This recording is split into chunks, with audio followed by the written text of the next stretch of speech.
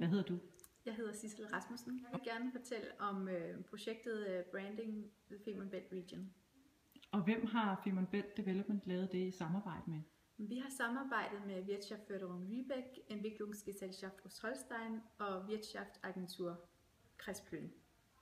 Og hvad er det bedste, I har fået ud af det her projekt?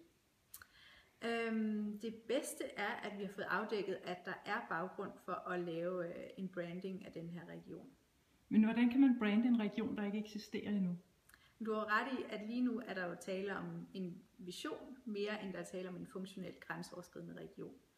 Men med den massive investering, der kommer i området med Femerntunnelen, så er der baggrund for, at den vil skabe en masse nye muligheder over grænsen. Og hvad er det for en potentiale, der er? Hvad er det for nogle muligheder, man ser for Femern Bælt-regionen? Altså, det kommer lidt an på, hvem man spørger. Og vi har spurgt i det her projekt. Og der er en stor forskel på, hvordan man opfatter Femern Bælt-regionen. Indenfra og udefra, og på dansk og tysk side.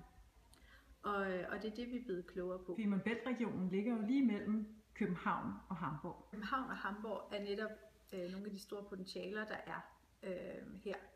Og det er det, vi kalder brandanker. Det er noget, vi skal hægte os op på. Når vi brander os internationalt, så er det København og Hamborg. Men der er et potentiale for på et mere regionalt niveau at brande sig mod specifikke målgrupper. Hvordan har det været at arbejde sammen med tyske kolleger?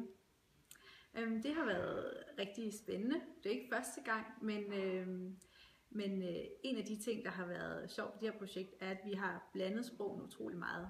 Møderne er foregået på dansk, tysk og engelsk, fuldstændig miskmask. Og så opdager man bagefter, når man står efter mødet, at man står med sine danske kollegaer og taler en blanding af engelsk og tysk. Og hvem har finansieret det her projekt? Det har Interreg, og mange tak.